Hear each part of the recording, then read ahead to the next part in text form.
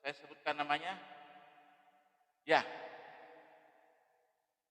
itu Roni, Dita, Cynthia, Maisa, Seva. Tadi satu orang dari Poncol itu belum diserahkan ke saya namanya. Dipersilakan kepada Bapak Dr. Insinyur Haji Akbar Tanjung untuk menyerahkan santunan anak yatim. Ya, dari sini.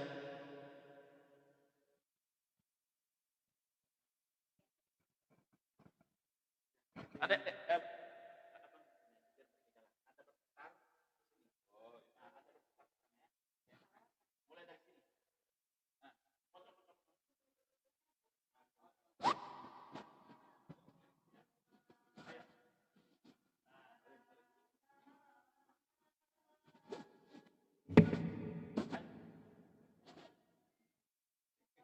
langsung duduk belakang.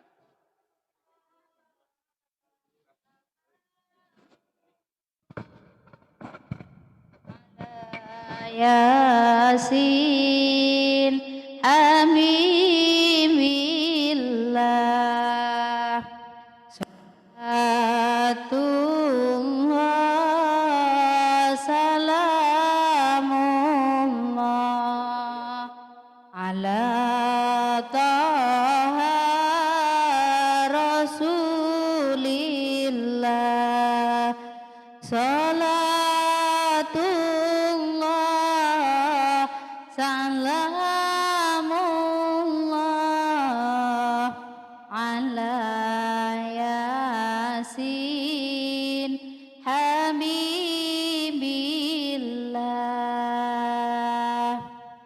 Salatullah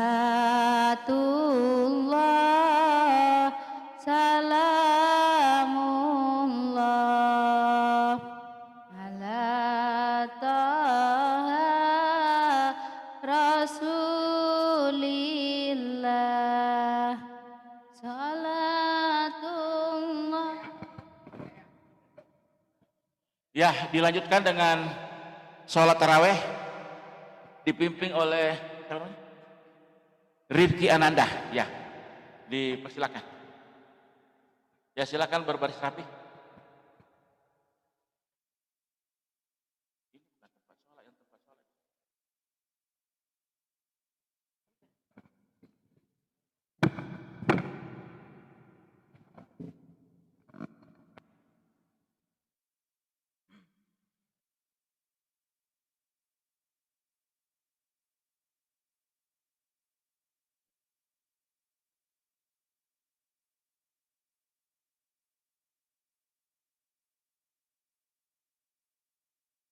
Allahu Akbar.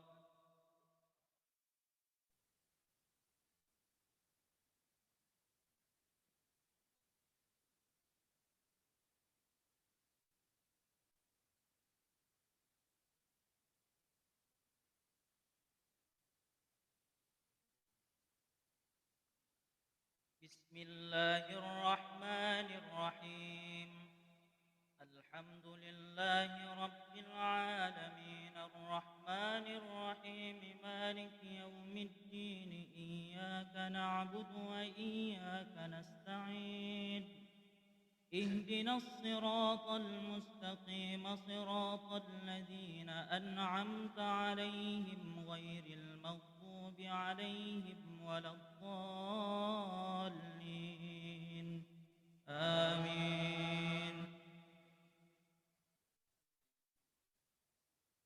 وإذ قال ربك للملائكة إني جاعل في الأرض خليفة قالوا أتجعل فيها من يفسد فيها ويسفك الدماء ونحن نسبح بحمدك ونقدس لك قال إني أعلم ما لا تعلمون وعلم آدم الأسماء كلها ثم عرضهم على الملائكة الملائكة ثم عرضهم على الملائكة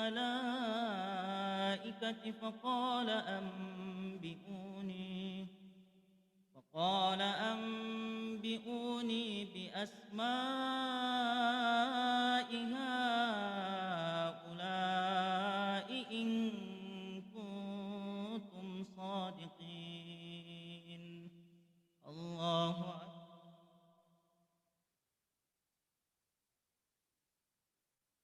سمع الله لمن حمده.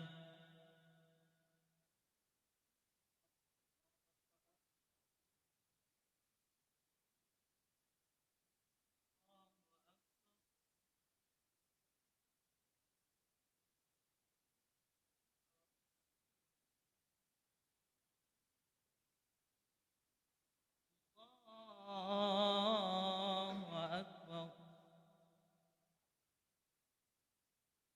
بسم الله الرحمن الرحيم. الحمد لله رب العالمين الرحمن الرحيم مالك يوم الدين إياك نعبد وإياك نستعين. اهدنا الصراط المستقيم صراط الذين أنعمت عليهم غير المغضوب عليهم ولا الضالين.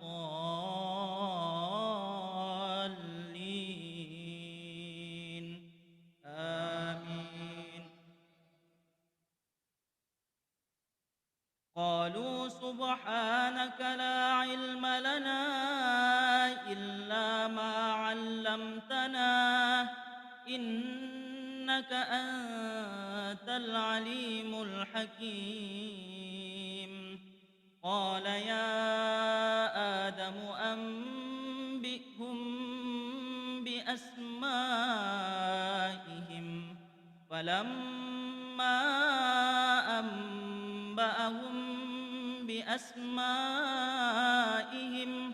قال ألم أقل لكم إني أعلم غيب السماوات والأرض وأعلم ما تبدون وما كنتم تكتمون.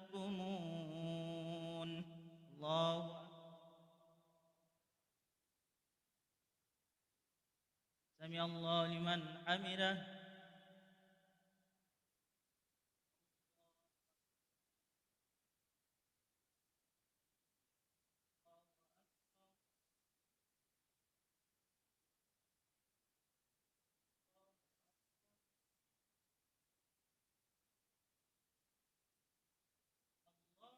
الله أكبر.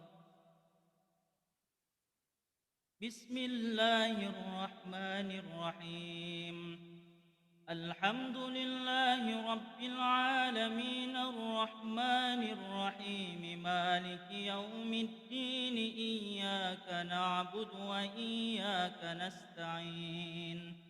اهدنا الصراط المستقيم صراط الذين أنعمت عليهم غير المغضوب عليهم ولا الضالين.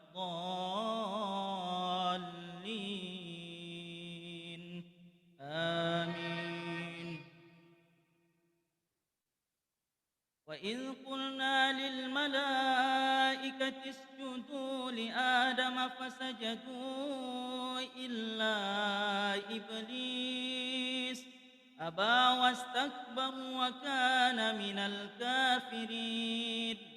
وقلنا يا آدم اسكن أنت وزوجك الجنة وكلا منها رغدا حيث شئتما ولا تقربا هذه الشجرة فتكونا من الظالمين. الله.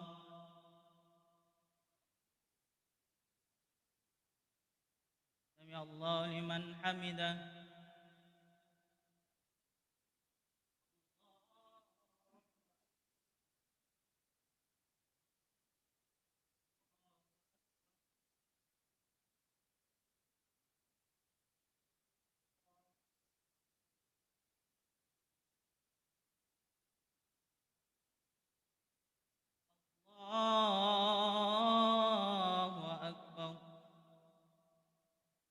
بسم الله الرحمن الرحيم الحمد لله رب العالمين الرحمن الرحيم مالك يوم الدين إياك نعبد وإياك نستعين اهدنا الصراط المستقيم صراط الذين أنعمت عليهم غير المغضوب عليهم ولا الضالين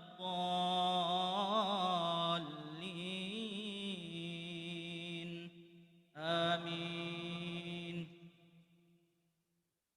فأزلهما الشيطان عنها فأخرجهما مما كانا فيه وقلنا اهبطوا بعضكم لبعض عدو ولكم في الأرض مستقر ومتاع إلى حين فتلقى آدم من ربه كلمات فتاب عليه إنه هو التواب الرحيم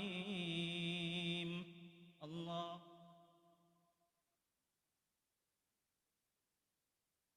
سمع الله لمن حمده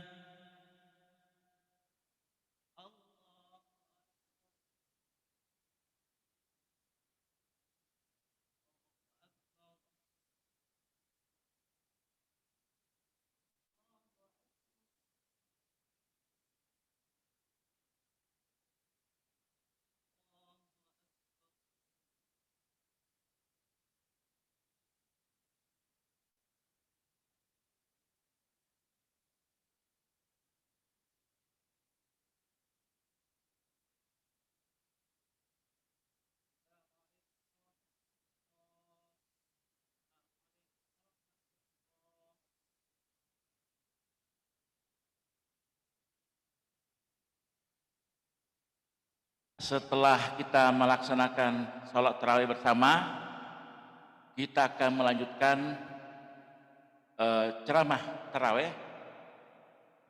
yang alhamdulillah pada malam hari ini akan disampaikan oleh Dr. Muhammad Sabri, MA. Kita bersyukur bahwa penceramah malam ini hadir di tempat ini. Sebelumnya lewat daring, ya. Nah, ini karena Bang Akbar Tanjung hadir, saya tadi minta agar penceramah bisa hadir juga secara offline di tempat ini. Kalau merujuk pengalaman kita tahun-tahun sebelumnya, kita berbuka puasa di rumah alumni HMI yang sedang mendapat amanah menjabat sebagai pejabat negara. Termasuk hampir 28 tahun ya, 28 tahun kita berbuka puasa di kediaman Bang Akbar Tanjung. Ya, tetapi 2 tahun terakhir ini, ya keinginan untuk berkumpul bersama-sama di rumah alumni HMI tidak bisa tercapai karena pandemi COVID-19. Kalau tahun lalu sama sekali tidak ada kegiatan.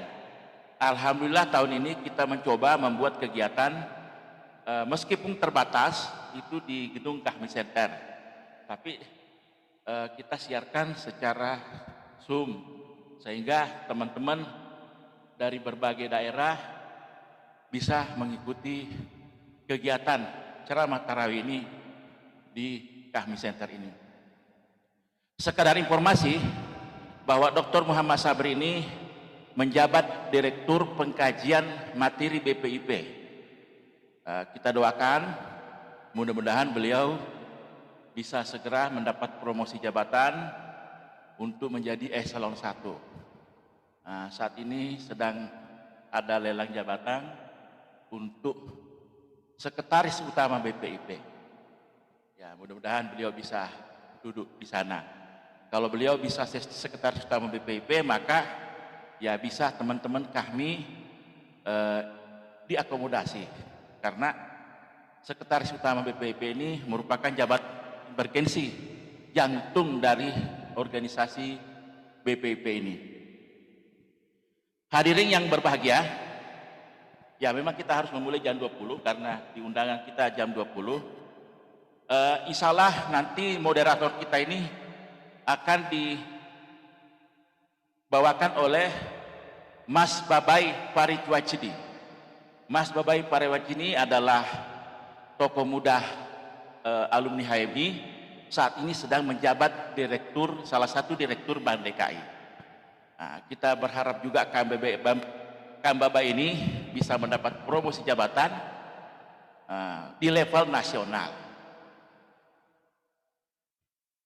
Ya, nah, presidennya kami ya insya Allah di Rut Bank Mandiri. Nah, ya, jadi itu untuk karena ini sudah jam 20 malam, jam 20.001, maka untuk acara pertama kita akan mendengarkan sambutan dari Ketua Dewan Penasihat Majelis Nasional kami Bapak Dr. Insinyur Haji Akbar Tanjung. Waktu dan tempat kami persilakan.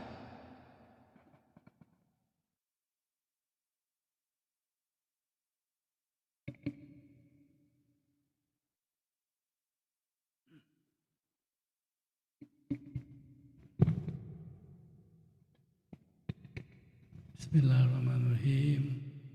Assalamualaikum warahmatullahi wabarakatuh.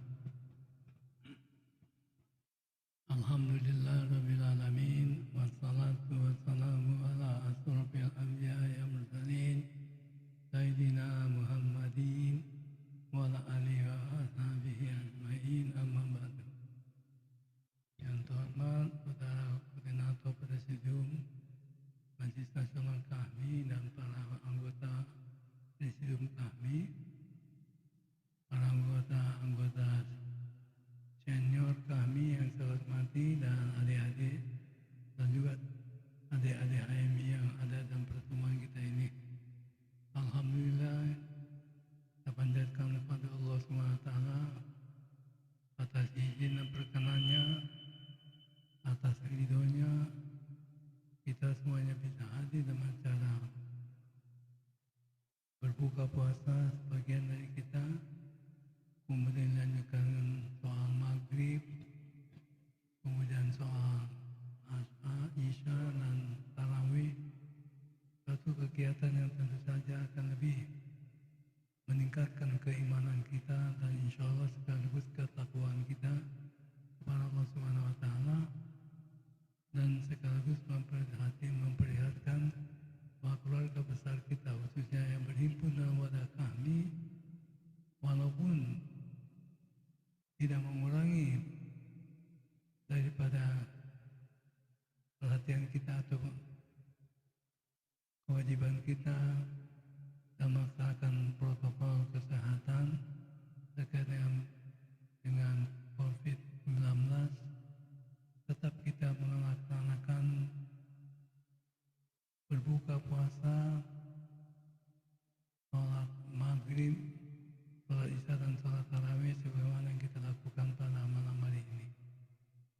Dan tentu saja saya sebagai senior, sebagai nasihat dari Majelis Nasional kami, sangat memberikan apresiasi kepada Majelis Nasional kami untuk melaksanakan kegiatan-kegiatan kita dalam rangka meningkatkan syiar kita, terutama dalam bulan puasa, melalui kegiatan-kegiatan keagamaan, khususnya buka, sholat maghrib, sholat isya dan tarawih. Hendaknya ini dapat terus kita perhatikan, kita lanjutkan waktu-waktu yang akan datang. Bagaimana kita ketahui,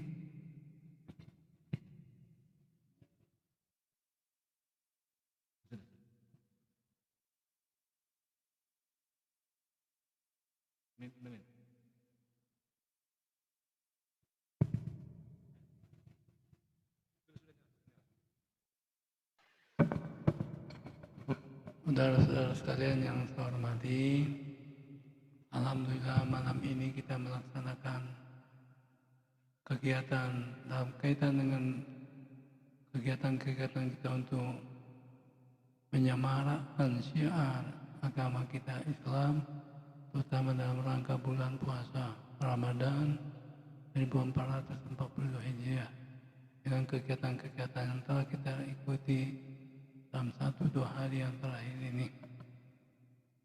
Kita semua mengetahui bahwa kita adalah warga daripada keluarga besar kami atau juga HMI.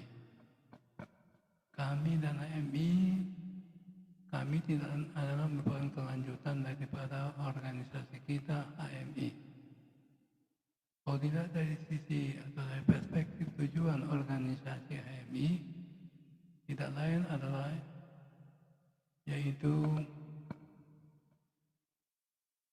terbinanya insan akademis, pencipta dan pengabdi yang berlafazkan Islam dan bertanggung jawab atas terwujudnya masyarakat adil dan makmur yang diridhoi Allah Subhanahu wa taala. Dilihat dari sisi tujuan HMI itu tidak lain adalah bertanggung jawab atas terwujudnya masyarakat adil dan makmur yang diridhoi Allah Subhanahu wa taala. Saya garis bawahi ada kata bertanggung jawab. Jadi demikian kita sebagai keluarga besar HMI, kita punya tanggung jawab untuk mewujudkan masyarakat adil dan makmur yang dalam perspektif kita tentu yang diridhoi Allah Subhanahu wa taala. Dari perspektif nasional atau kebangsaan kita, kalau kita membaca tujuan kita berbangsa bernegara, dalam preambul Undang-Undang 45 dikatakan yaitu untuk melindungi segenap bangsa dan seluruh tumpah darah Indonesia, memajukan kesejahteraan umum, mencerdaskan kehidupan bangsa, dan ikut melaksanakan ketertiban dunia berdasarkan kemerdekaan, perdamaian abadi dan keadilan sosial. Dalam bahasa yang lebih padat, sering kita katakan yaitu terwujudnya masyarakat adil dan makmur berdasarkan Pancasila. Dan kemudian tujuan kita, organisasi kita ini juga tidak lain adalah terwujudnya masyarakat adil dan makmur yang diridhoi Allah Subhanahu wa taala. Jadi dengan demikian tujuan HMI juga sangat selaras dengan tujuan nasional kita, tujuan kita berbangsa bernegara yang tidak lain adalah terwujudnya masyarakat adil dan makmur berdasarkan Pancasila. Tujuan HMI tidak lain juga adalah terwujudnya masyarakat adil dan makmur yang diridhoi Allah Subhanahu wa taala. Dari segi redaksionalnya hanya bedanya satu berdasarkan Pancasila, yang kedua diridhoi Allah Subhanahu wa taala. Dan kita semua mengetahui bahwa Pancasila itu sila pertamanya adalah ketuhanan yang Maha Esa. Menurut seorang tokoh pergerakan kebangsaan kita, tokoh Islam dari tokoh Muhammadiyah Ki Bagus Hadikusumo, mengatakan bahwa ketuhanan yang Maha Esa itu sama dengan tauhid. Sesuai dengan ajaran agama kita, khususnya dalam Al-Quran Al-Ikhlas, Qul huwallahu ahad, Allahu samad, lam yalid wa lam yulad, wa lam yakul lahu kufuwan ahad. Jadi karena itu menurut saya, bagi saya juga seorang senior yang juga berkiprah di HMI cukup lama, pernah jadi ketua cabang, pernah ketua Korkom, pernah jadi ketua PB, bahwa kita semuanya ini adalah warga masyarakat dari latar belakang Islam, terutama mahasiswa Islam. Kita juga turut bersama-sama dalam rangka untuk mewujudkan tujuan HMI, terwujudnya masyarakat adil dan makmur yang diridhoi Allah Subhanahu wa taala.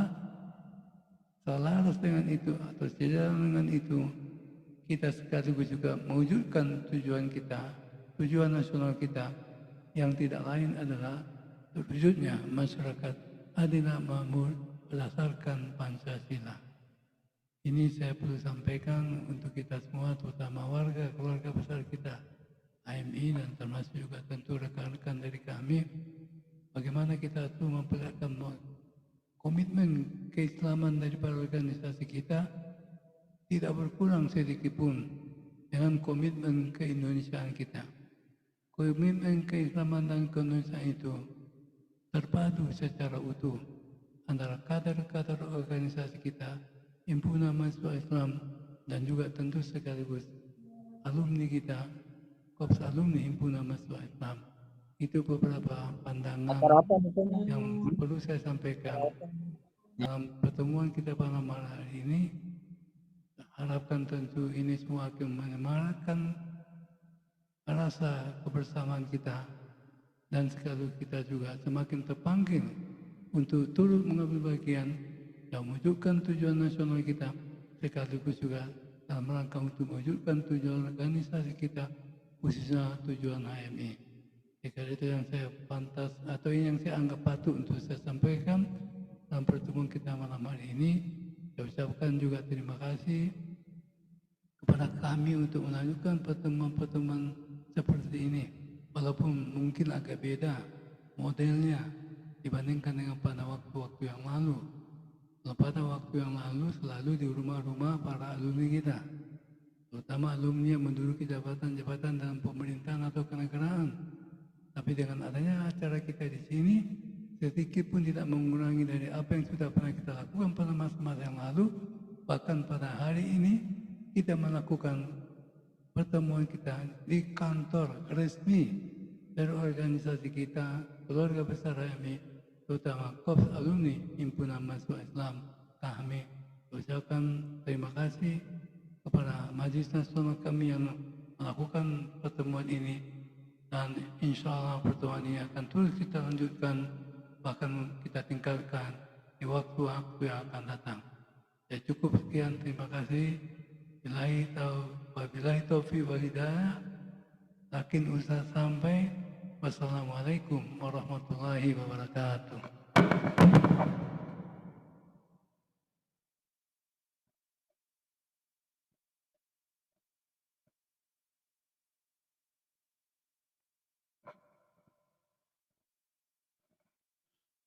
Ya, terima kasih sambutan yang telah disampaikan oleh Bang Akbar Tanjung.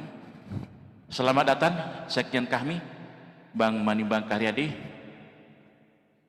Untuk selanjutnya, kita akan mendengar ceramah tarawih yang akan disampaikan oleh Dr. Muhammad Sabri MA. Insya Allah akan dipimpin oleh moderator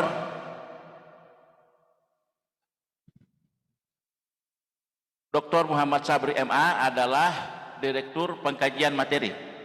Tadi sudah diperkenalkan sebelumnya. Insya Allah acara ini akan dipimpin oleh Kang Babai Faris Wajdi. Beliau adalah Direktur Bank DKI Jakarta. Saya persilakan ke Kang Babai untuk memandu acara kita.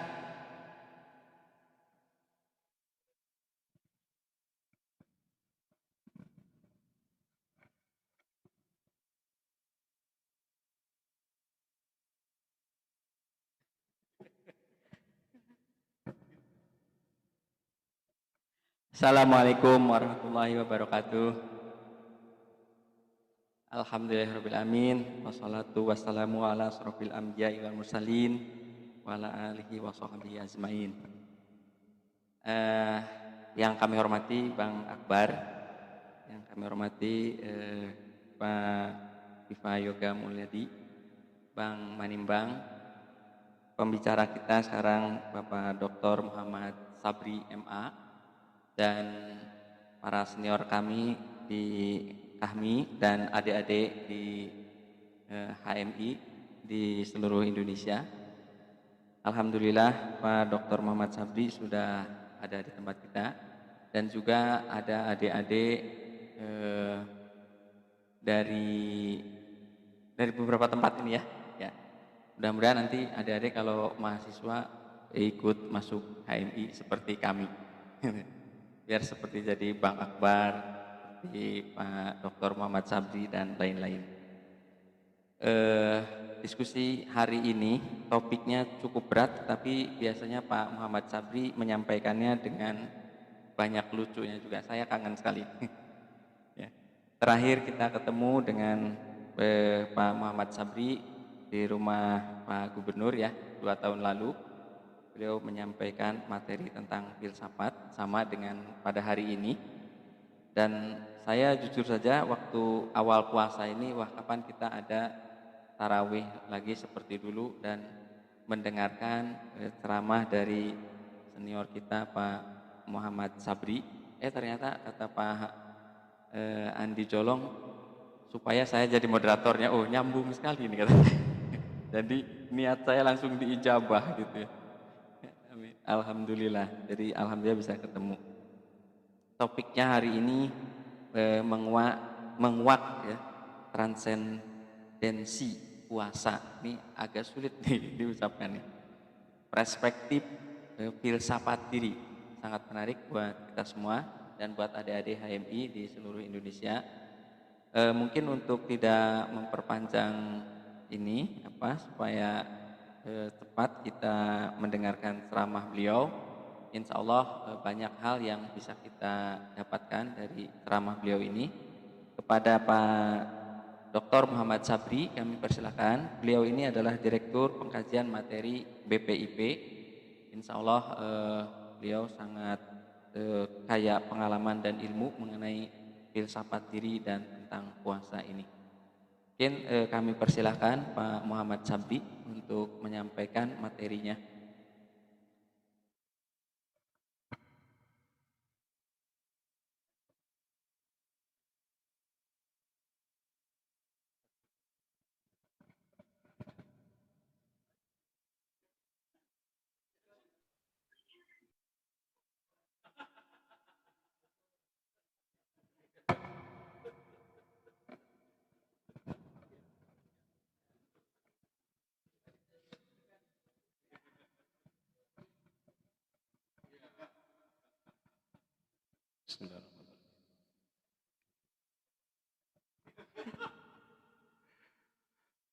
Bismillahirrahmanirrahim. Assalamualaikum warahmatullahi wabarakatuh. Alhamdulillah wa syukrilillah wa la hawla wa la quwwata illa billah.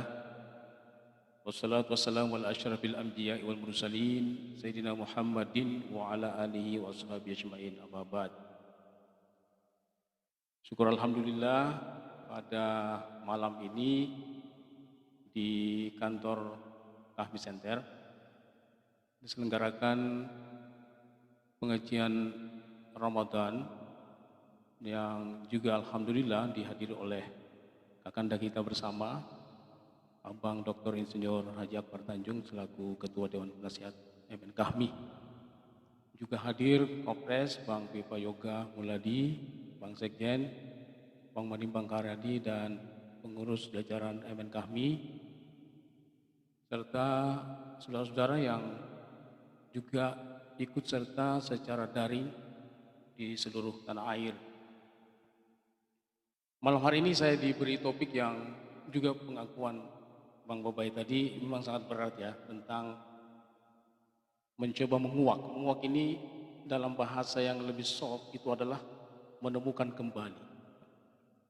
Jadi berikhtiar untuk menemukan kembali transendensi puasa. Saya ingin melumatkan lagi, transendensi itu lebih kepada mencoba menemukan kembali pesan spiritual puasa, seperti itu. Jadi pesan kerohanian puasa.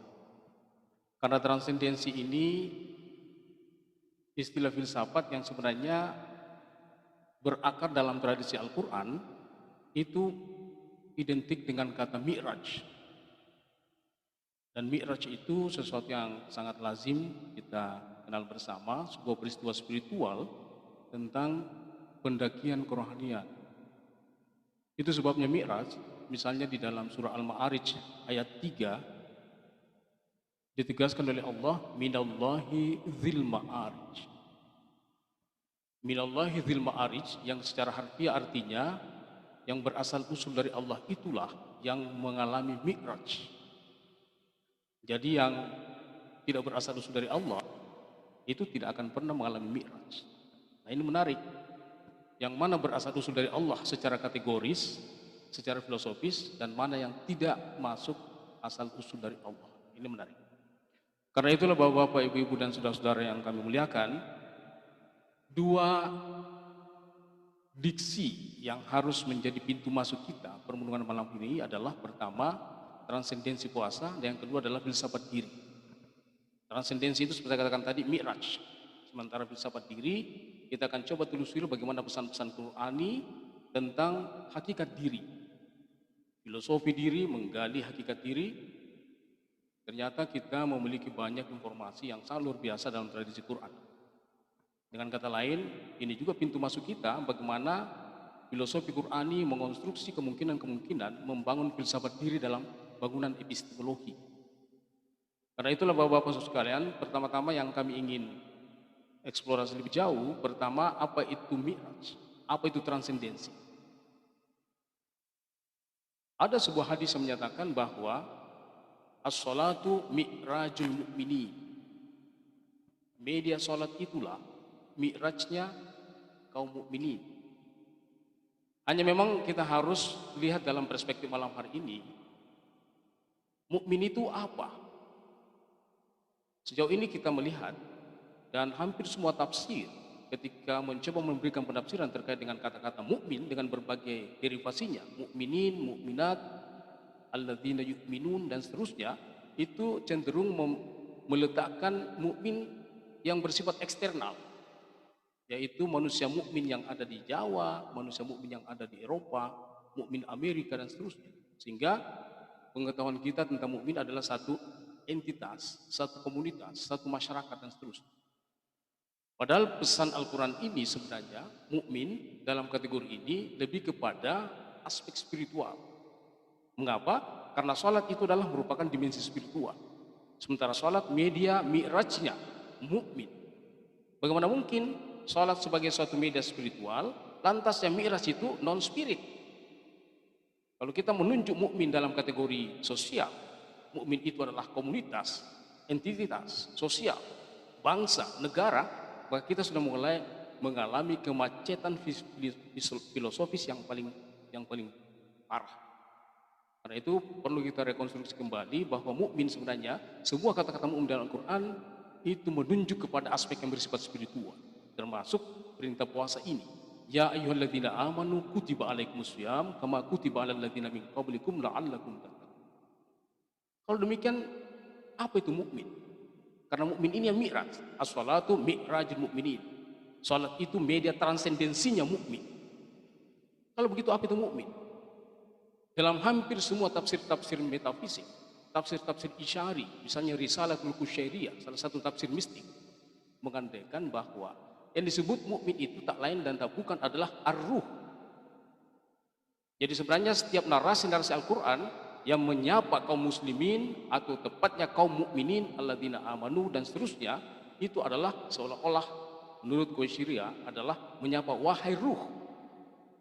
Jadi ya ayyuhalladzina amanu, wahai ruh-ruh yang bersembayam dalam setiap pribadi-pribadi kaum muslimin, bukan eksternalitas diri. Itu sebabnya as-salatu mi'rajul mukminin, yang mi'raj itu adalah si mukmin, dan mukmin itu siapa? Ruh yang mi'raj. Karena apa? Surat Al-Ma'arij ayat 3 disebutkan minallahi dzil ma'arij, yang berasal usul dari Allah lah yang mengalami mi'raj. Hanya yang berasal usul dari Allah lah yang mengalami transendensi, pendakian dan penerbangan spiritual. Ini yang pertama Bapak Ibu sekalian, sehingga mengapa puasa harus kita maknai sebagai suatu peristiwa spiritual, bukan peristiwa fikih. Kalau fikih kan menahan diri dari makan, minum, dan berhubungan suami istri di siang hari mulai terbentang fajar hingga jatuhnya ufuk di sebelah barat. Itu kan fikih. Tetapi kalau itu yang kita jadikan sebagai definisi, maka sangat jauh kemungkinan kita bisa meraih takwa. Padahal takwa ini sangat serius. Mengapa serius? Karena ini adalah ujung daripada puasa. Nah, ketika kita berbicara tentang ujung daripada puasa, maka ada beberapa diksi, ada anggitan-anggitan, konsep-konsep yang harus kita bongkar kembali. Menjelang akhirnya puasa, kita berkenalan dengan diksi fitrah, yaitu zakatul fitri atau zakatul fitrah, dan yang kedua aidul fitri atau aidul fitrah. Ada apa dengan fitrah? Ada apa dengan fitri? Mengapa ia berada pada ujung puasa? Dengan kata lain, hanya manusia-manusia fitrahlah yang bisa meraih takwa. Kalau kita tidak berhasil menemukan manusia fitrah, maka kita pun juga berpotensi gagal untuk menemukan takwa. Nah, ini kira-kira hubungan antara yang pertama yaitu transendensi, mi'raj di satu sisi, dan yang kedua bagaimana filsafat diri ini kita gali kembali supaya kita tahu mana diri kita yang berasal usul dari Allah dan mana diri kita yang tidak berasal usul dari Allah per kategori filosofis. Pertama, di dalam Al-Quran tujuan puasa seperti kita ketahui adalah takwa. Tetapi takwa itu apa? Itulah puncak kemuliaan. Dalam bahasa Al-Quran disebutkan akram itu maha mulia, bentuk superlatif daripada karim. Ketika kita mencoba membuka-buka Al-Quran, maka hanya ada dua posisi akram, atau hanya ada dua pintu akram. Akram itu adalah potensi kemahamuliaan Allah yang diteteskan kepada orang-orang yang dikehendaki. Apa itu? Yang pertama, akram terkait dengan inna akramakum indallahi atqakum. Potensi kemahamuliaan Allah hanya bisa diteteskan kepada orang-orang yang membangun tradisi takwa. Itu yang pertama. Sementara yang kedua, akram itu hanya bisa diraih ikra wa rabbukal akram. Bangunlah tradisi membaca, maka niscaya engkau pun berpotensi untuk menerima kemahamuliaan Allah. Jadi takwa dan membaca inilah sebenarnya yang menjadi pusat sentrum kesadaran kaum mukminin. Ketika ini terabaikan, terpuruk dari segi peradaban, tapi ketika kita memadukan antara tradisi takwa dan tradisi membaca, maka disinilah peradaban itu bermula. Inilah sebenarnya harta benda yang kita harus miliki. Kita harus perbaharui bahwa puasa ini karena dia berujung takwa, dia mengandaikan satu hal bahwa untuk mendapatkan tetesan kemuliaan Allah itu akan kita raih. Sekarang yang kedua, bagaimana membangun tradisi membaca. Membaca ini dalam kategori yang sangat luas, bersifat universal. Ikra. Itu sebabnya pada klausal atau anak judul kedua, filsafat diri ini menjadi penting. Ramadan juga berdasarkan nubuat Rasulullah SAW mengandaikan bahwa man shoma ramadanan imanan wahtisaban ghufira lahu ma taqaddama min dzambi. Barang siapa yang sungguh-sungguh menegakkan puasa Ramadan bil iman, dengan takwa tadi, wahtisaban, dan mengkaji diri secara sungguh-sungguh, membaca diri, maka dia berpotensi untuk mendapatkan pengampunan dosa-dosa yang telah silam. Ini kan menarik bahwa ada sesuatu yang sebenarnya tersembunyi dalam nubuah Rasulullah dan juga pesan-pesan Quran yang sejauh ini kita tidak pernah membongkarnya secara serius. Nah, karena itu Bapak sekalian, terkait dengan yang pertama, bagaimana kita mi'raj? Hakikat sholat itu dalam Al-Quran disebutkan aqimis sholata lidzikri, tegakkan sholat mengenangku, kata Allah. Itu bahasa Al-Quran, untuk mengingatku. Apa itu ingat? Apakah ingatan itu berada pada intelektual kita? Tidak, saudara. Ada ingatan yang lebih dalam dan lebih sublim, lebih ilahi. Itulah ingatan-ingatan spiritual. Apa itu ingatan? Sesuatu yang pernah kita saksikan, saudara. Mana mungkin kita bisa mengingat sesuatu kalau kita tidak pernah menyaksikan sebelumnya. Hanya hal-hal yang pernah kita saksikan sebelumnya lah yang bisa kita ingat. Pertanyaannya, mengapa Allah memberikan satu diksi-diksi yang melimpah ruah dalam Al-Quran? Udhkuruni udhkuru. Berbanyaklah engkau ingat akan aku dan aku pun akan mengingat engkau. Kita bertemu dalam ingatan yang sama. Itu berarti memang kita pernah berjumpa dengan Allah. Karena hanya orang yang mengalami perjumpaan, hal-hal yang mengalami persaksian yang bisa saling mengingat. Kalau begitu, yang mana yang mengingat? Disinilah Allah mengatakan bahwa sebenarnya ada suatu peristiwa pra-keabadian dan pasca keabadian yang kita sebut dalam versi Al-Quran sebagai ruh, di mana ruh-ruh itu pernah mengalami penyaksian langsung kepada Allah. Alastu qalu bala syahidna. Ketika seluruh ruh dikumpulkan, pra-keabadian, semesta. Nah, ini juga menarik karena menurut Ibnu Arabi, salah seorang teosof Bang Manimbang, dalam satu risalahnya yang sangat populer yaitu Risalatul Kaun. Risalatul Kaun ini kalau bisa diterjemahkan risalah tentang kosmos, al-kaun, kauniyah, ya. Jadi risalahnya ini berjudul Asy-Syajaratul Kaun, pohon kosmik. pohon semesta, pohon alam semesta. Yang menariknya kata Ibnu Arabi bahwa al-kaun, kaunia, kaun itu berakar dari kata kun. Idza arada syai'an ayyakula lahu kun fayakun. Ketika Allah dikepung oleh kemahatunggalannya, ketika Allah dikepung oleh kemahasenyapannya, ketika Allah dikepung oleh kemahasendiriannya, kata Ibnu Arabi, maka beliau berhasrat untuk menciptakan sesuatu di luar dirinya. Dan ketika berhasrat untuk menciptakan luar dirinya, beliau hanya mengatakan kun fayakun. Siapakah itu kun dan siapakah itu fayakun? Menurut Ibnu Arabi, secara ontologi, kun itu hakikatnya adalah Muhammad.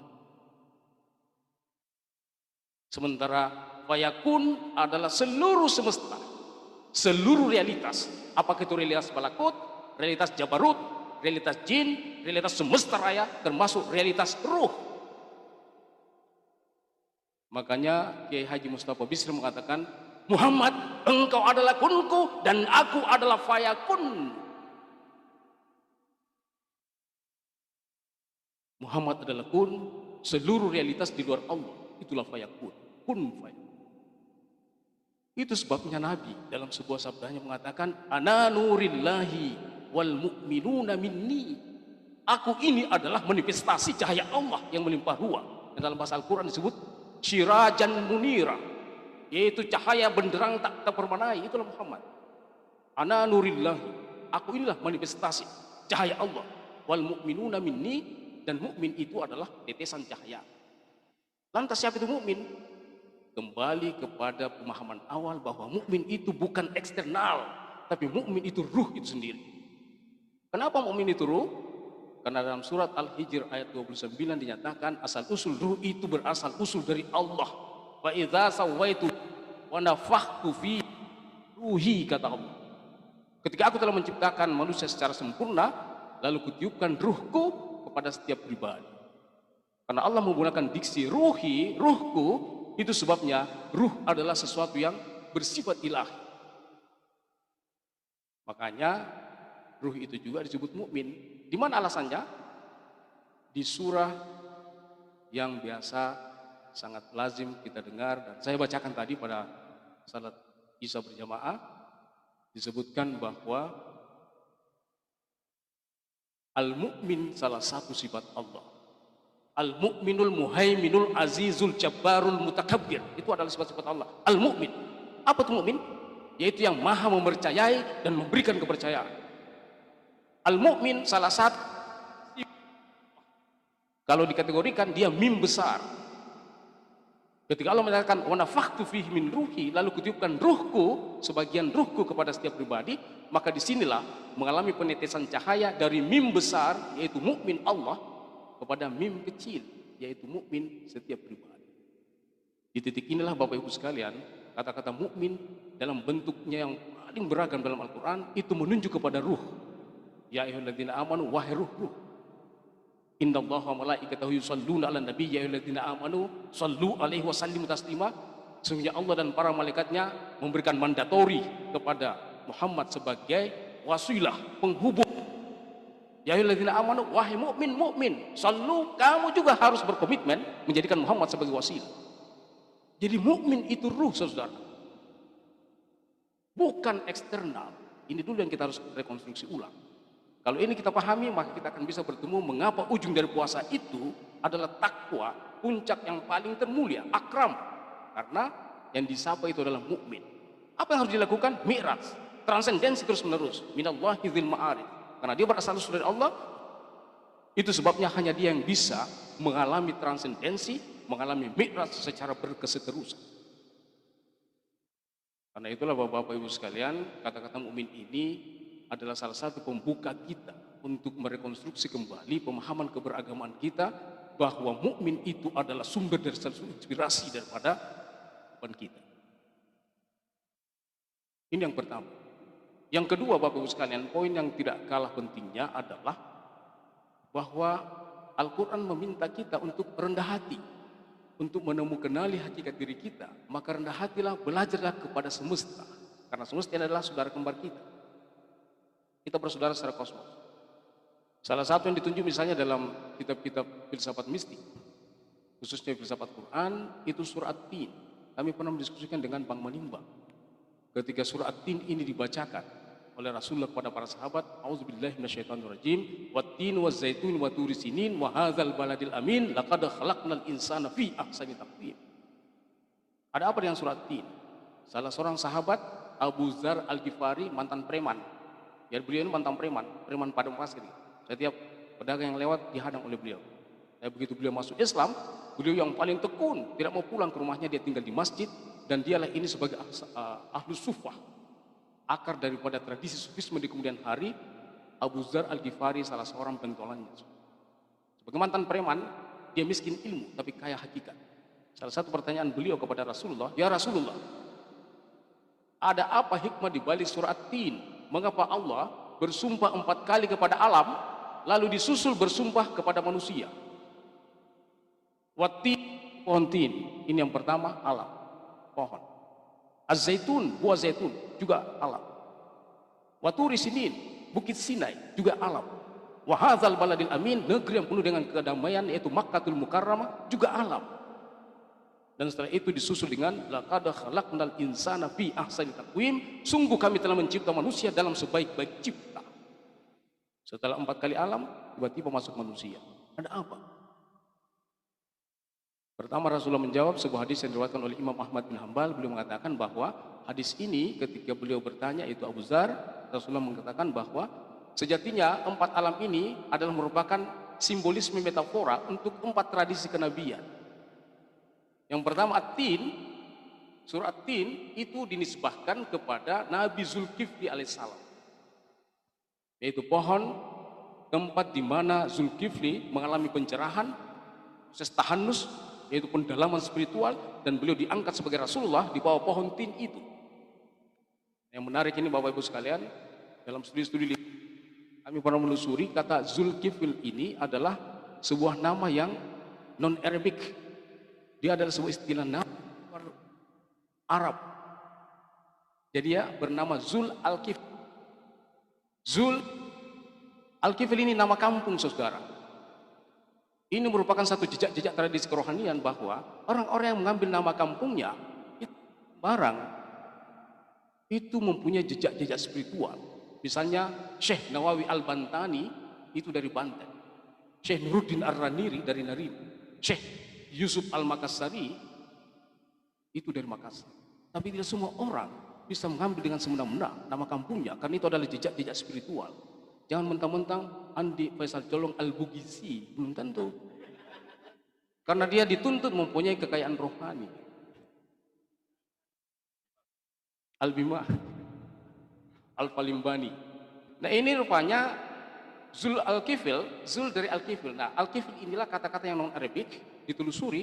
Ternyata Al-Kifl ini itu adalah nama sebuah kampung, sebuah kota yang berada di dataran India, yaitu Kafilah Wasta. Al-Kifl itu Kafilah Wasta. Siapakah tokoh besar yang ada di India yang lahir di Kafilah Wasta? Cuma satu, Siddhartha Buddha Gautama. Siddhartha Buddha Gautama. Tidak ada tokoh besar yang berada dalam catatan sejarah dunia yang lahir di Kafilah Wastu kecuali hanya Siddhartha Buddha Gautama yang pernah mengalami pencerahan Sang Hyang Widi di bawah pohon Bodhi. Jadi jangan, Bodhi itu adalah At-Tin, saudara. Jangan-jangan Nabi. Karena dalam surah Al-Mu'min, surat 40 ayat 78 disebutkan, laqad arsalna rusulan min qablik minhum man qasasna alaik wa minhum man lam naqsus alaik. Sungguh-sungguh Muhammad, sebelum aku membentangkan dan membangkitkan engkau sebagai rasul, aku telah mengutus sejumlah rasul-rasul sebelum engkau. Minhum man qasasna alaik, sebagian rasul itu aku telah kisahkan kepada dalam Al-Qur'an 25, mulai dari Nabi Adam sampai engkau. Wa minhum man lam naqsus alaik, dan sebahagiannya lagi kami tidak kisahkan kepada. Lagi-lagi Abu Dzar bertanya, ya Rasulullah, berapa jumlah nabi yang lam naqsus alaik, yang tak terkisahkan dalam Al-Quran? Riwayat Ahmad bin Hanbal disebutkan, Nabi menjawab, nabi-nabi yang masuk kategori waman lam naqsus alaik, nabi yang tak terkisahkan dalam Al-Quran, tak kurang dari 124.000 orang, saudara. Sebelum aku, kata beliau, ratusan ribu. Karena itu kita harus rendah hati. Kita jangan terlalu bersombong dengan kesempurnaan Islam, seolah-olah hanya Islamlah yang merupakan satu-satunya jalan keselamatan menuju Tuhan. Tidak. Tuhan itu Maha Kasih dan Maha Sayang. Itu sebabnya jalan menuju Tuhan sebanyak nafas-nafas orang yang merinduinya. Ngapain kita harus menghalangi orang untuk bertemu Tuhan? Agama itu bukan sesuatu yang ilahi dan mutlak, tapi dia adalah jalan darinya dan untuk kembali kepadanya. Untuk apa kita berkelahi di jalanan, saudara? Kalau kita hanya berkelahi di jalanan, kita jadi anak jalanan gitu. Nah, inilah yang menjadi satu interupsi kebatinan kita, sehingga pada malam ini kita akan mencoba menyelami kembali kepada surat Tin. Salah satu pemikiran Islam kontemporer yang sangat terkenal, yaitu guru besar dari George Washington University, Profesor Said Hussein Nasr. Beliau pernah mengatakan bahwa di dalam Al-Quran itu ada namanya kisah Al-Quran, yaitu sumpah dalam versi Al-Quran. Yang menariknya itu bahwa ketika Allah bersumpah kepada sesuatu, itu berarti sesuatu itu sangat penting.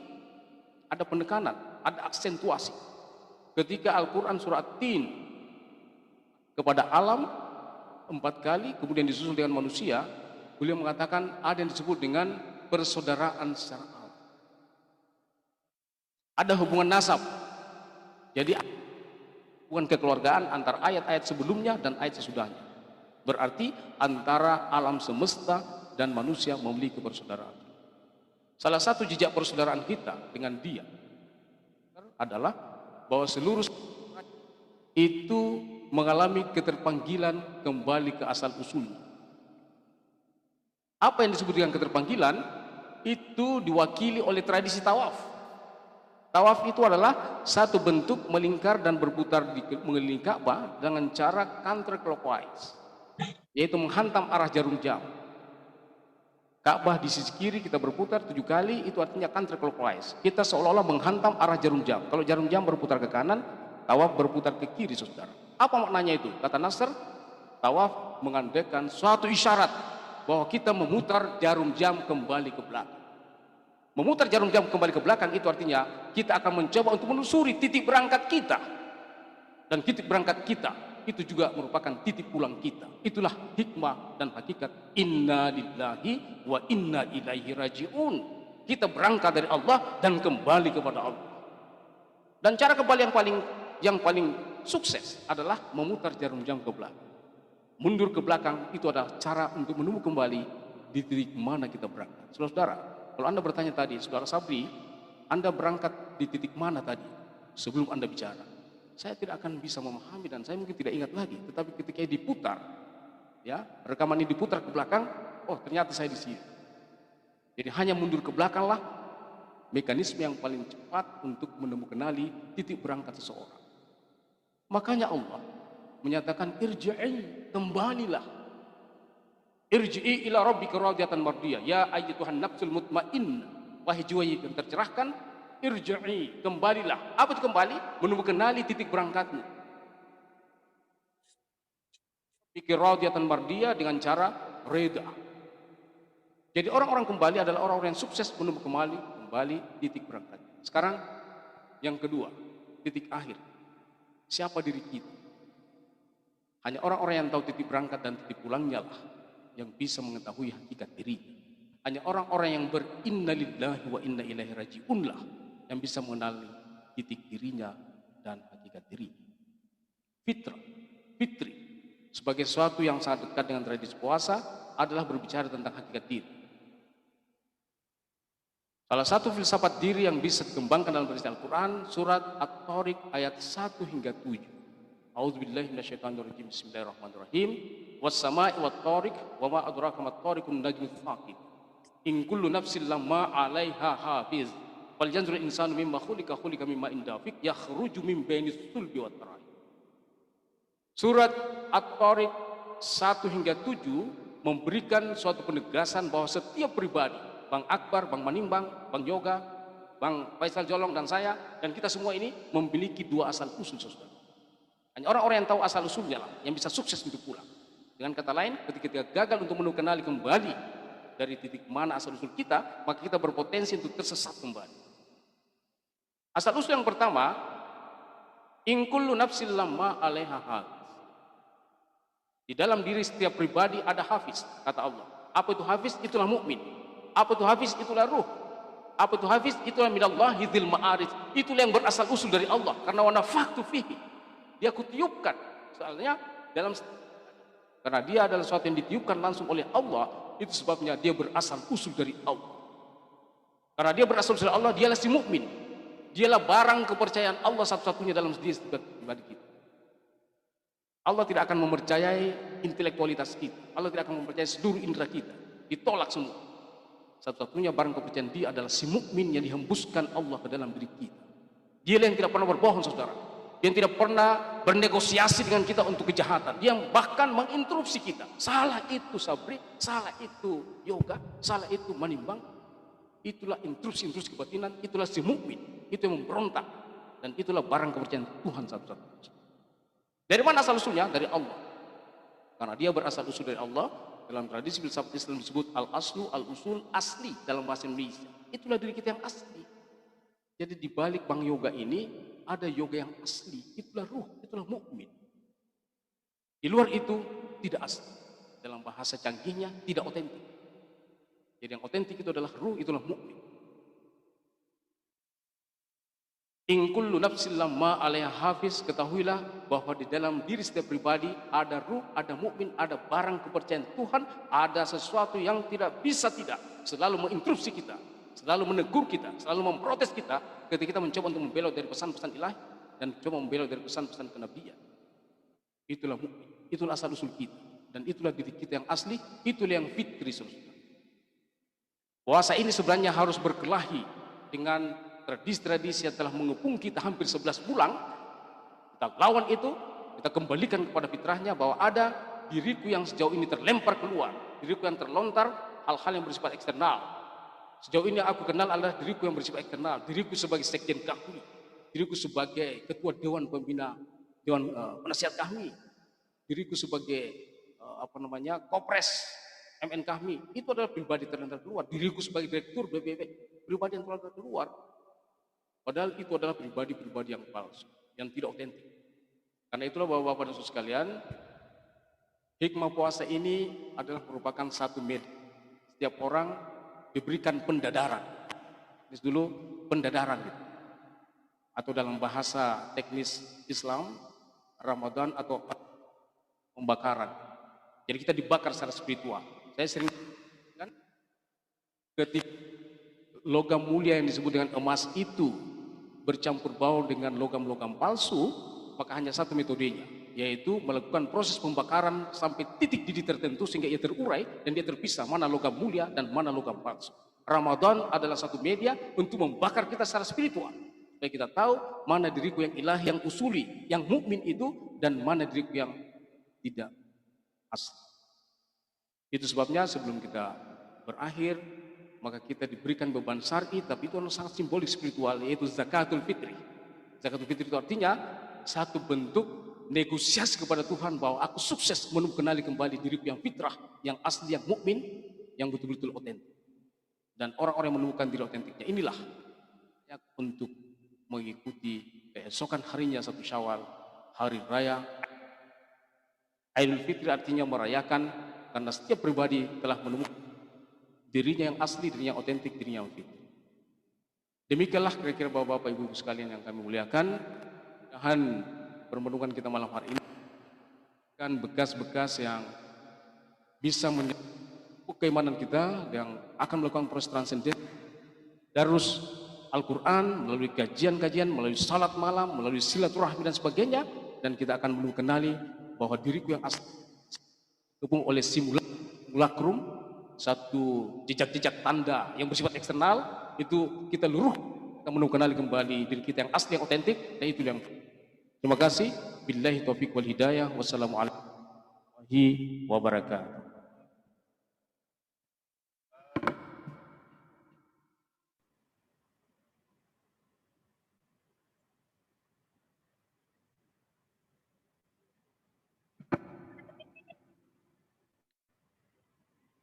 Oh iya, betul. Terima kasih Pak Muhammad Sabri atas paparannya yang sangat komprehensif, yang luar biasa, yang kalau saya coba sedikit menyimpulkan tadi bahwa puasa itu adalah mi'raj ya, menuju ketakwaan, dan juga ditutup tadi dengan makna bahwa pada hakikatnya puasa itu adalah pembakaran diri ya, pendadaran yang akan memisahkan mana emas dan mana yang bukan emas gitu ya. Dan sehingga mana jiwa yang asli dan otentik dan mana yang tidak otentik, sehingga kita akan menuju kepada ketakwaan. Dan untuk menuju ketakwaan tadi disebutkan bahwa kita harus memiliki tradisi membaca seperti sering kita kaji di HMI, inna fi khalqis samawati wal ard wa ikhtilafil laili wan hari la ayatil ulil albab. Jadi menjadi insan-insan ulil albab. Mungkin adik-adik yang peserta dari Zoom ada yang ditanyakan, silahkan.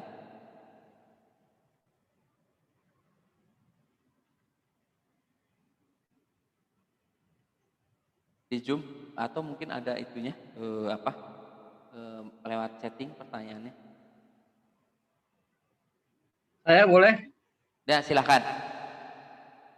Ya, terima kasih Mas Babai selaku moderator. Ya.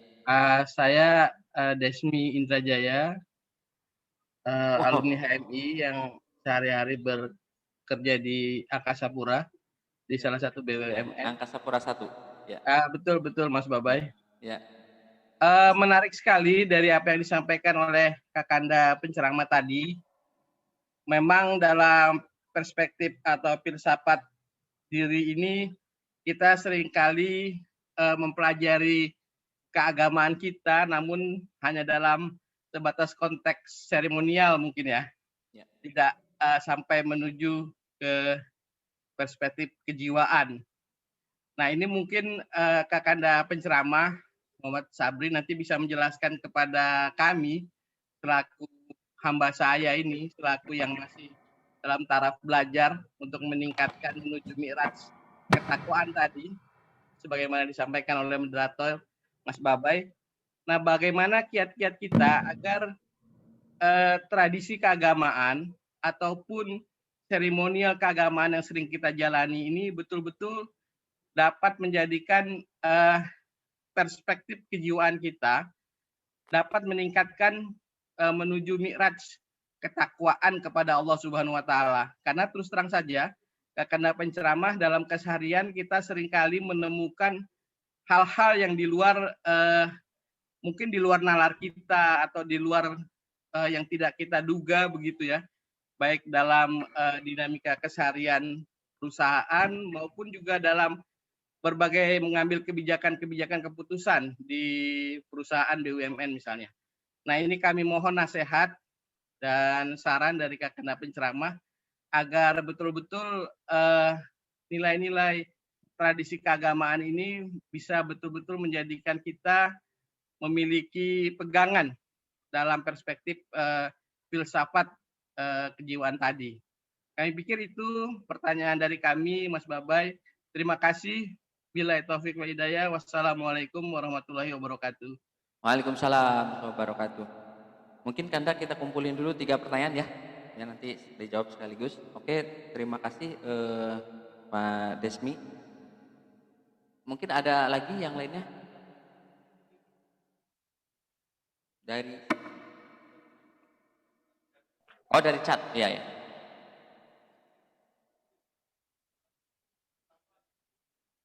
Coba di sini.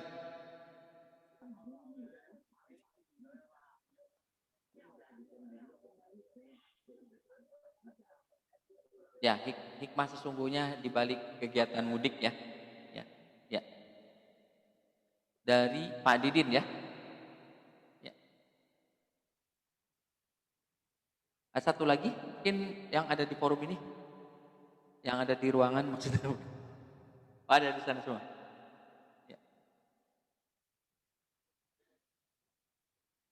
Ya, yang dari Zoom. Assalamualaikum, izin Pak Moderator, Bang Babai. Waalaikumsalam, silakan. Saya Sabarudin Amrullah. Yang terhormat Bang Akbar Tanjung, Korpres, Bung Pipa, Pak Sekjen. Terima kasih.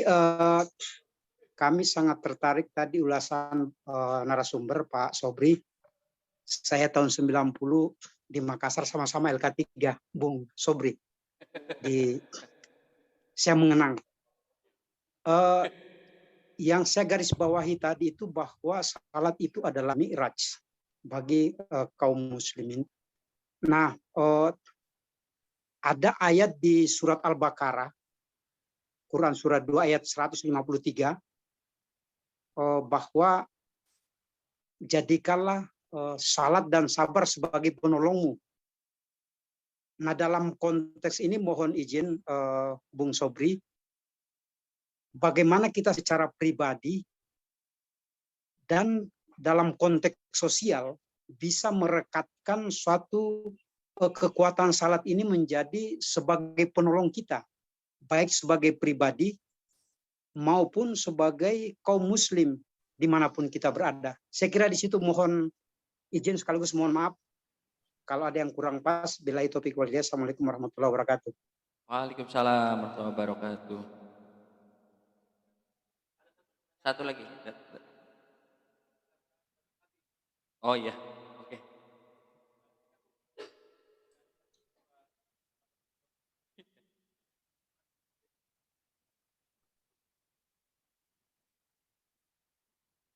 Mungkin 4 pertanyaan dulu ya. Ya. Oke, silakan ke Kanda Muhammad Sabri untuk menjawab dari 4 pertanyaan dari Pak Desmi, Pak Sabarudin, dari Pak Didin ya.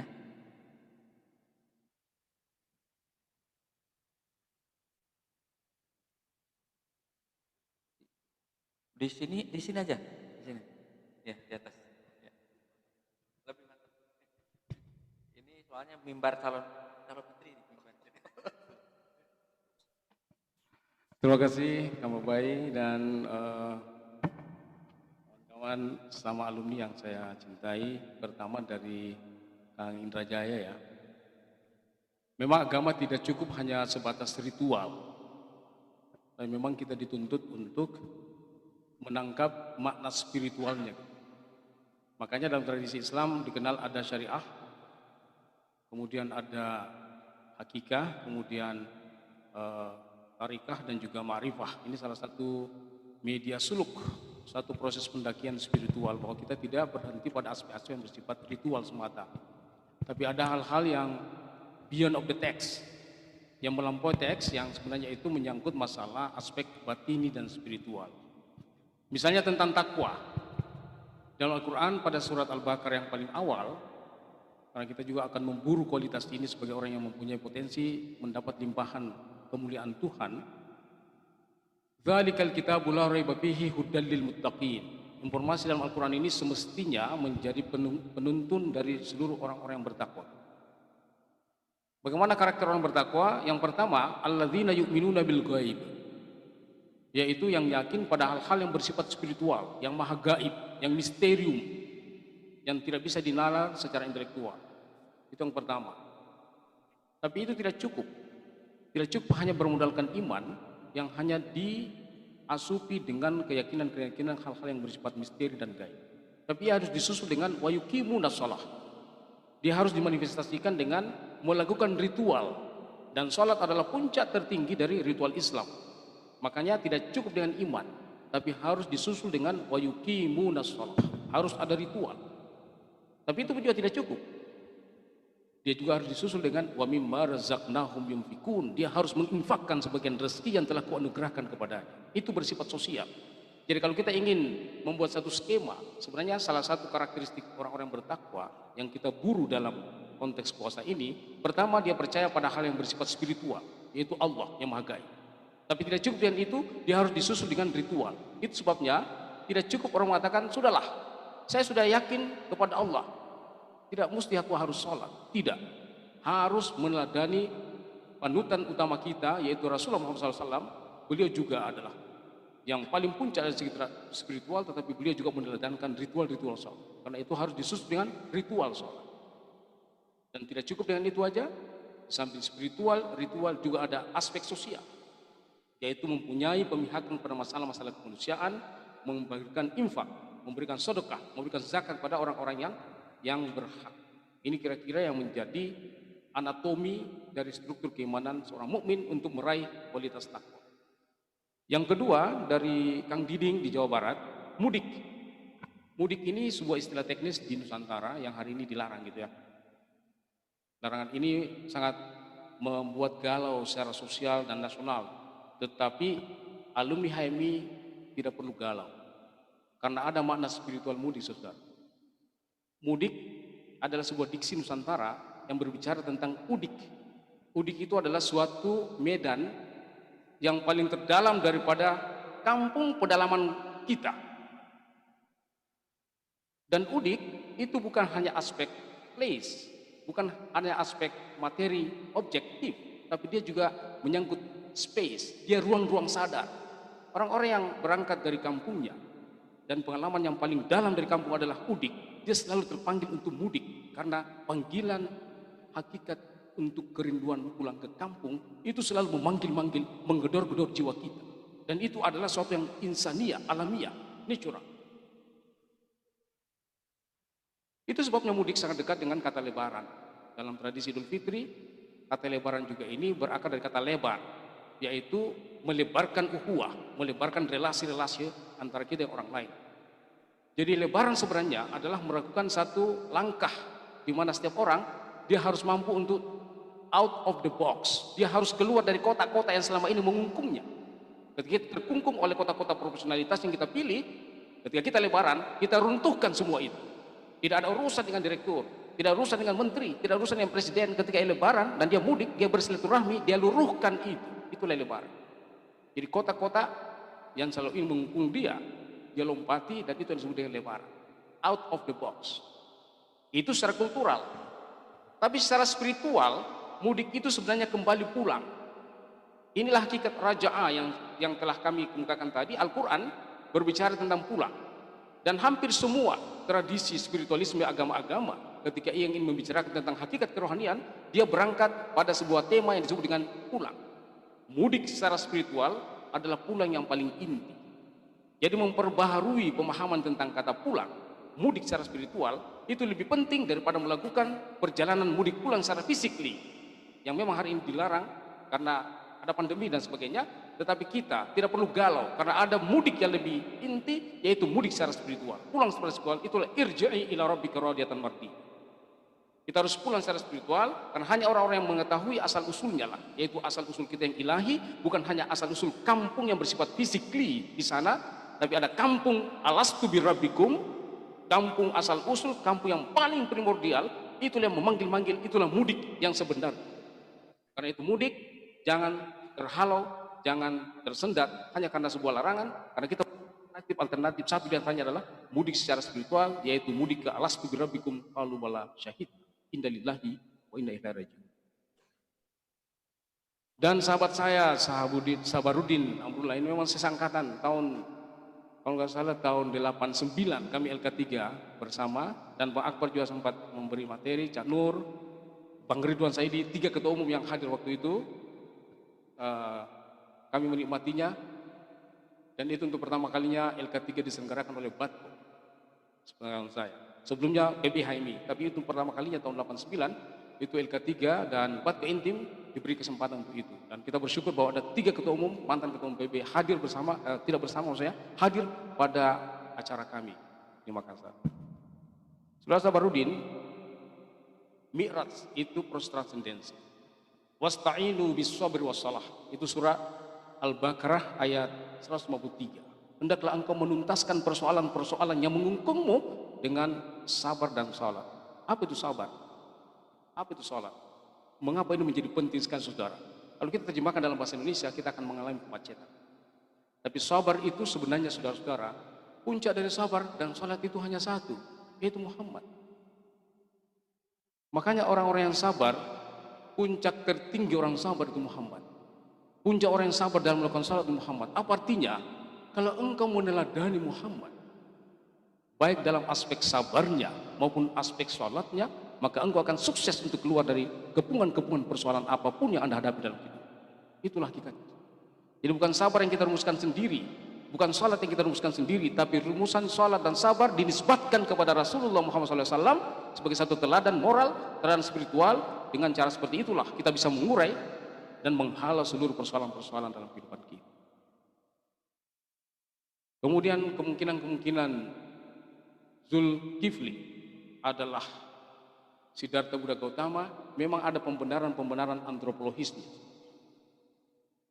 Saya telah mengumpulkan sejumlah sosok tokoh yang diduga nabi, yang waman lam naksus alaik, yang tidak tercakapkan dalam Al-Quran. Karena ada pembenarannya secara teologis. Dalam surat Al-Hijr, surah An-Nahl dijelaskan, walaqad ba'atsna fi kulli ummatin rasula. Sungguh-sungguh ba'atsna, kami telah membangkitkan fi kulli ummatin, setiap umat, rasulan, seorang rasul. Persoalannya ini, rasul maupun nabi itu adalah bahasa Semitik, bahasa Arab kuno yang hanya dikenal oleh bangsa Yahudi, Nasrani, dan Islam. Di luar bangsa Semitik tidak mengenal istilah teknis nabi dan rasul. Nabi itu dari kata naba itu artinya perkabaran ilahi. Nabi artinya pembawa perkabaran ilahi. Rasul itu apa? Dari kata risalah itu message, yaitu pesan. Jadi Rasulullah adalah pembawa pesan-pesan Allah. Itu hanya ada dan dikenal dalam tradisi Semitik, Yahudi, Nasrani, maupun Islam. Tapi di luar itu nggak ngerti, apalagi India, apalagi China, apalagi Nusantara, saudara. Ketika Nabi mengatakan tak kurang dari 124.000 nabi dan rasul, dan dia ditegaskan dalam surah An-Nahl, walaqad ba'atsna fi kulli ummatin rasulan, sangat memungkinkan, jangankan India, Nusantara sangat memungkinkan ada nabi sebelum Muhammad SAW. Karena apa itu umat? Umat itu yang homogen. Kalau dia heterogen namanya al-jam'iyah, dia masyarakat, society. Tapi Al-Quran memilih kata umat. Sekecil apapun kelompoknya yang dia homogen, pasti umat. Walaqad ba'atsna fi kulli ummatin rasula. Sungguh-sungguh kami telah membangkitkan di setiap komunitas ada umat. Makanya ketika misalnya saat diskusi dengan Cak Nur, beliau mengatakan bahwa kalau merujuk temuan-temuan antropologi, ketika menemukan salah satu mata rantai manusia atau fosil tertua di bumi ini di Bengawan Solo, yaitu Pithecanthropus erectus, itu adalah salah satu fosil tertua dari manusia. Dan ketika ia berkomunitas, dia berumat, meskipun kecil, maka sangat berpotensi ada nabinya orang Solo, keturunan istrinya Bang Akbar tercinta, ada istri orang Solo. Ketika orang-orang Bugis, dulunya itu Jazirah itu sebelum pencairan es di 4.000 tahun sebelum Masehi, dan itu ada jejak-jejak peradaban. Misalnya di Gua Maros, namanya Gua Leang-Leang, itu ada lukisan tangan yang usianya usia karbon itu tak kurang dari 5.000 tahun sebelum Masehi. Itu diduga adalah salah satu komunitas yang tertua. Dan ketika itu berkelompok, dia umat, kemungkinannya ada nabinya Andi Faisal Jolong orang Bugis. Tetapi karena nabi dan rasul adalah istilah teknis yang hanya dikenal dalam tradisi Semitik, maka mungkin di Bugis dikenal sebagai Andrek Gurut. Mungkin yang lain disebut master, yang lain apa dan sebagainya, kita tidak tahu. Nah, karena itulah saudara, pertanyaannya apakah sangat memungkinkan Nabi Zulkifli adalah Siddhartha Buddha Gautama? Jawaban saya secara antropologi agama dan keyakinan saya dalam menelusuri kitab suci Al-Quran khususnya, saya sangat yakin bahwa Siddhartha Buddha Gautama adalah seorang nabi. Nabi yang tak tercakapkan dalam Al-Quran. Termasuk Lao Tse. Saya menemukan Lao Tse. Lao Tse itu diduga sangat kuat adalah Nabi Lut alaihissalam. Jadi ini ceritanya ketika Babilonia menjelang kehancuran, ya sudah diserang oleh pasukan, maka ibunda Nabi Ibrahim yang bernama Ibunda Terah. Nah, Ibunda Terah ini ibunya Nabi Ibrahim alaihissalam. Dia harus keluar dari Babilonia. Dia membawa anaknya Ibrahim dan cucunya, yaitu Lut. Karena ayahnya Nabi Lut itu saudara kandung dengan Nabi Ibrahim. Jadi dalam kitab Perjanjian Lama dijelaskan Ibunda Terah Ibrahim untuk meninggalkan Babilonia menuju satu desa yang disebut dengan Ir. Itu dalam kitab Perjanjian Lama. Yang menarik Bapak sekalian, ternyata ada temuan antropologi agama di China yang kira-kira kurang lebih 4000 tahun sebelum Masehi, 4000 tahun Masehi, itu ada nama desa yaitu Ur. Desa Ur. Desa Ur itu dipandu oleh seorang pemimpin spiritual yang bernama Tuan Lao, Lao Tse. Jadi Lao Tse ini oleh orang-orang desa Ur, ingat Ur di Cina, dan di kitab perjanjian lama disebut Ir, ini mempunyai kedekatan secara antropologi, itu diyakini sebagai Lao Tse. Dan ada kesaksian dari Confucius. Beliau pernah mengatakan, meskipun saya lebih tua dari Lao Tse, tapi saya pernah berguru kepada beliau, satu ajaran beliau yang sangat terkenal yaitu Tao. Apa itu Tao? Tao itu artinya yang maha tinggi tak terperanai atau infinitum. Tao. Nah, ada lagi kesaksian Konfusius. Beliau mengatakan, Tuan Guru Tao ini unik. Ketika dia mengajarkan, Tuan Guru Lao ini sangat unik, ketika mengajarkan tentang Tao, dia naik lembu, dan masyarakat Ur itu menyebut dia sebagai si hidung besar. Si hidung besar. Nah, si hidung besar ini, kalau kita membaca antropologi dunia, saudara, itu merupakan jejak-jejak artifisial dan karakteristik orang-orang Arab. Jadi kalau orang bicara antropologi si hidung besar, itu artinya orang Arab. Sama kira-kira lebih, kalau kita Indonesia si mata sipit, pasti orang Cina, kira-kira seperti itu. Nah, di Cina itu kalau menyebut orang Arab, si hidung besar. Jadi sangat diduga, sangat kuat bahwa Lao Tse ini adalah si hidung besar, itu dari Arab. Dan satu hal yang menarik, salah seorang sahabat Nabi yang bernama Ibnu Abbas, salah seorang mufassir awal, beliau mengalami kemacetan pemahaman ketika mencoba menafsirkan tentang Sabbihisma Rabbikal A'la. Maha suci Allah, Rabbul A'la. Itu tidak dikenal dalam tradisi Arabia. Saudi Arabia, bukan Saudi Arabia. Saudi Arabia di Makkah maupun Madinah nggak ngerti apa itu Rabbul A'la. Mereka hanya mengenal konsepsi Allah atau Rabbul Alamin. Ini Rabbul A'la. Ternyata ditelusuri, kata beliau, itu hanya ditemukan dalam kitab perjanjian lama, bahwa konsepsi tentang Rabbul A'la itu yang pertama kali mengenalkan adalah Nabi Lut alaihissalam, yang hampir sama dengan tentang konsepsi Tao, tentang Lao Tse. Nah, siapa itu Lao Tse? Si Tuan Lao, sama dengan Tomin Tse, Lao Tse, Sabri Tse, Faisal Tse. Tse itu Tuan. Jadi Lao Tse diduga karena lidah orang Cina nggak bisa menyebut Lut, disebut Lao. Nah, mau apa kita dengan Tao, saudara? Kalau Anda membaca tentang Tao Te Ching, itu banyak sekali hal yang bersifat spiritual yang berhimpitan dengan ajaran-ajaran sufistik. Nah, inilah menurut kami perlu ada kerendahan hatian. Tidak perlu kita bertengkar tentang sosok-sosok itu, tapi ajaran-ajaran bisa universal, dan kita bertemu bahwa ada informasi dalam Al-Quran, hati-hatilah. Karena teramat banyak nabi yang tak tercakapkan dalam Al-Quran, ratusan ribu sebelum engkau Muhammad aku bangkitkan, itu bertebaran di muka bumi ini. Ini membuat kita mengalami kesantunan spiritual, mudah-mudahan semakin memperkaya iman kita. Terima kasih. Assalamualaikum warahmatullahi wabarakatuh.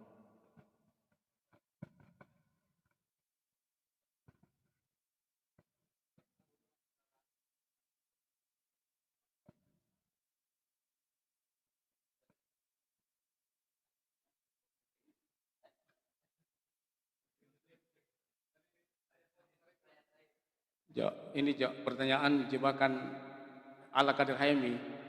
Jawaban jebakannya juga adalah itu sebabnya saya dimandat oleh Bang Sekjen dan Kopres untuk menyusup di BPP. Islamisasi BPP secara moderat, inklusif, dan juga modern. Terima kasih.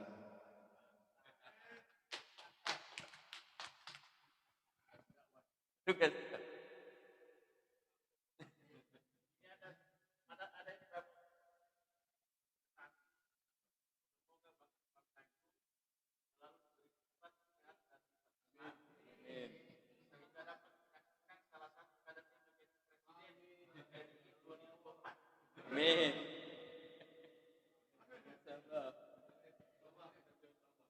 Amin.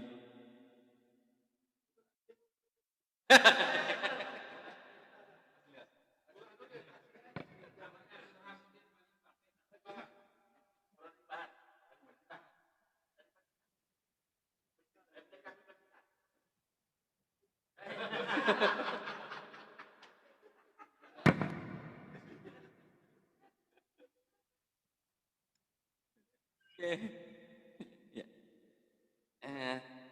Terima kasih Pak Muhammad Sabri atas paparannya luar biasa, dan kita semua insya Allah tercerahkan ya dan semoga puasa kita tadi menuju fitri, menuju kepada ketakwaan. Amin ya rabbal alamin. Pak Zulum yang baca doa siapa?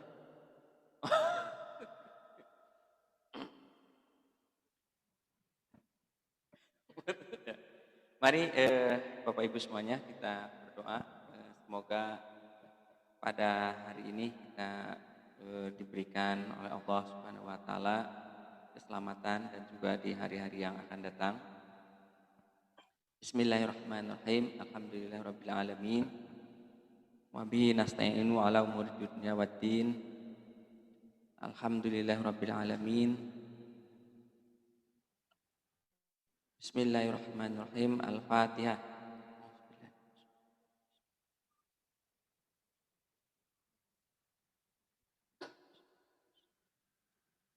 Allahumma ghairil maghdubi 'alaihim waladdallin. Amin. Ya Allah, ya Tuhan kami, pada hari ini kami berkumpul di gedung Ahmi Center. Semoga ya Allah, ya Rahman, ya Karim, anugerahkan kepada kami kesehatan, anugerahkan kepada kami kemuliaan, anugerahkan kepada kami iman dan Islam. Allah, ya Rahman, ya Rahim, ya Aziz, ya Allah, anugerahkan pula kepada bangsa kami keluar dari permasalahan-permasalahan yang kami hadapi. Anugerahkan kepada bangsa kami keluar dari bencana COVID-19. Ya Allah, ya Rahman, ya Rahim, kami mohon kepadamu ampunan yang sebesar-besarnya.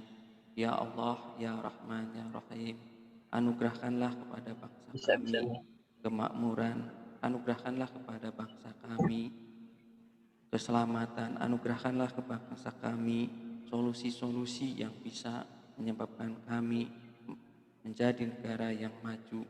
Ya Allah, ya Rahman, ya Rahim, kabulkanlah segala doa kami, kabulkanlah segala pinta kami. Amin ya rabbal alamin. Kami tutup pertemuan malam ini dengan membaca hamdalah alhamdulillahirabbil alamin. Alhamdulillah. Mohon maaf apabila ada dari kami moderator Alhamdulillah. karena hal-hal yang kurang itu murni dari kami, dan segala sesuatu